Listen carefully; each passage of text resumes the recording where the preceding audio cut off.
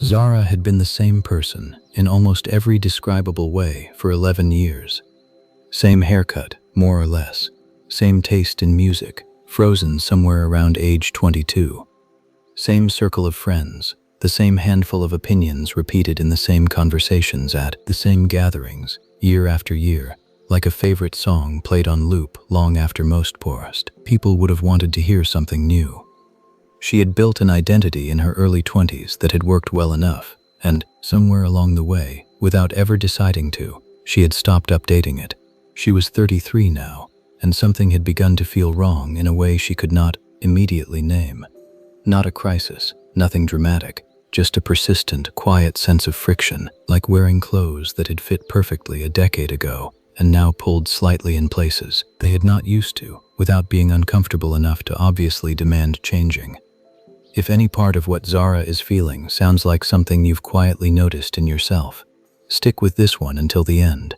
And while you're here, go ahead and subscribe. This channel is built for exactly these quiet, hard-to-name feelings that most people never talk about out loud. Zara had started therapy 6 months earlier, mostly because a persistent low-grade unhappiness had finally become impossible to keep dismissing as just a phase. In one of her early sessions, her therapist had asked her a question that had lodged itself in her mind and had not left since. If you imagine the version of yourself that might exist 5 years from now, the therapist asked, what does she look like? Not her job or her relationship status specifically. Just, who is she? What does she care about? How does she spend her time? Zara had sat with the question for a long moment and found, to her own surprise, that she could not answer it. I don't know, she said eventually. I've never really pictured a different version of myself. I think I've been the same person for so long that imagining someone else feels like imagining someone who isn't me at all.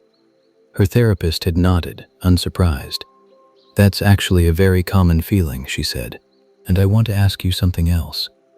When you imagine that future version of yourself being different, having different opinions, maybe different friends, maybe caring about different things than you care about now, what feeling comes up? Zara thought about this honestly. Fear, she said, after a pause. It feels like loss, like if I became someone different, some part of who I am now would have to die. The word surprised her as she said it. Die. She had not expected that word to be the one that arrived. Her therapist was quiet for a moment. She said, I want to offer you a different way of thinking about this, if you're open to it. Zara nodded. Change is not always loss, her therapist said. Sometimes it is, but very often, especially in the kind of change we're talking about, growing into a fuller version of yourself rather than losing the version you currently are. It isn't a death, it's closer to what happens inside a cocoon. Zara looked at her, waiting. You know the basic biology, her therapist said. A caterpillar spins a cocoon, and inside it, something extraordinary and slightly strange happens. The caterpillar's body largely dissolves. It becomes, for a period, something that is neither caterpillar nor butterfly, a kind of soup of cellular material that no longer has the caterpillar's structure, but has not yet become the butterfly's structure either. If the caterpillar could feel and think during this process, the therapist said, it would very likely be terrified. Everything it understood itself to be is dissolving. There is no visible proof from inside the cocoon that anything good is coming. There is only the dissolving, the uncertainty, the complete absence of the old familiar shape. But the caterpillar is not dying in any sense that matters. It's transforming. The dissolution is not the opposite of becoming a butterfly. It is the necessary middle step of becoming one. You cannot keep the caterpillar's shape and also grow wings. The old structure has to give way for the new one to exist. If this idea is landing for you the way it landed for Zara, that maybe the version of you that feels like it's dissolving right now is not disappearing but transforming, I'd genuinely love to know. Drop a comment with where you are in your own cocoon right now. It helps other people listening to know they're not the only one in the dark part of the process. Zara left that session and thought about the cocoon for days afterward. She thought about the friction she had been feeling, the sense of a life that had fit once and now pulled slightly in unfamiliar places. She had been interpreting this friction as a problem to be solved by returning to how things used to feel, getting back to her old self, recapturing the shape that had once fit so comfortably. But what if the friction was not a sign that something had gone wrong? What if it was simply the sensation of an old shape becoming too small for something that was quietly, invisibly, trying to grow beyond it? She thought about a conversation she'd had recently with an old friend from college, Noah, someone she had not spoken to in years, who had reached out after seeing a mutual friend's post. They had met for coffee, and Zara had found herself, for the first time in longer than she could remember, saying things out loud that she had not said to anyone in her current circle of friends. A genuine interest in something new she had been quietly exploring, a completely different field of work than the one she had built her identity around for a decade. An honest admission that some of the opinions she had held onto since her early 20s no longer felt entirely true when she examined them closely. Noah had listened without the particular resistance she often felt from her longtime friends, who had known one version of her for so long that any deviation from that version seemed to require an explanation, an apology, a justification. Noah, meeting a version of her that had already begun changing without announcing it, simply met her where she currently was. No history to defend, no old shape to hold her to. It felt, she realized afterward, like relief.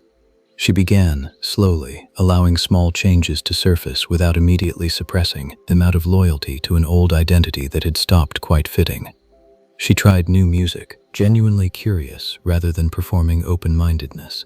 She let herself hold a political or philosophical opinion that differed slightly from the version of herself her friend group expected, without immediately backing down when someone raised an eyebrow. She began exploring the different field of work she had mentioned to Noah, tentatively at first taking one evening course, then a second.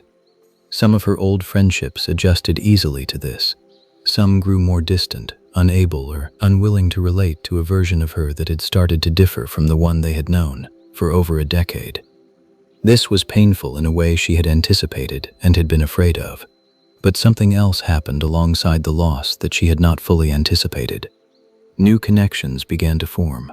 People who related to the person she was becoming rather than the person she had been.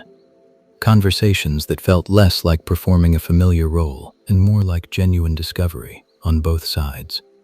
A year after that first therapy session, Zara sat with her therapist again and reflected on the distance she had traveled. "I think I understand the cocoon now," she said. "It wasn't a death. It felt like one while it was happening. But looking back, I can see I didn't lose myself. I became more of myself than I had let myself be in over a decade." Her therapist smiled. "The caterpillar and the butterfly," she said, "share the same DNA, the same fundamental I have identity in the deepest sense. The transformation doesn't erase what was there. It reveals a fuller expression of it, one that the old shape was simply too small to contain." Zara thought about the 11 years of sameness she had lived before this transformation began. She did not regret them, exactly. They had been necessary, in their own way, the caterpillar phase before the friction had finally become impossible to ignore. But she understood now, in a way she had not understood before, that the discomfort she had felt, that persistent, unnamed friction of a life that no longer quite fit, had not been a sign of failure. It had been the earliest sign of wings. If you're in your own cocoon right now, if something in your life feels like it's dissolving and you don't yet know what's on the other side, I want you to know that feeling is not the end of your story. It's the middle of it. Subscribe so the next story finds you when you need it most.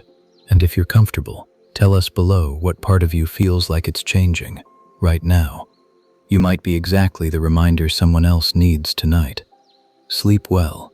The dissolving is never the end. It's simply what growing wings feels like from the inside.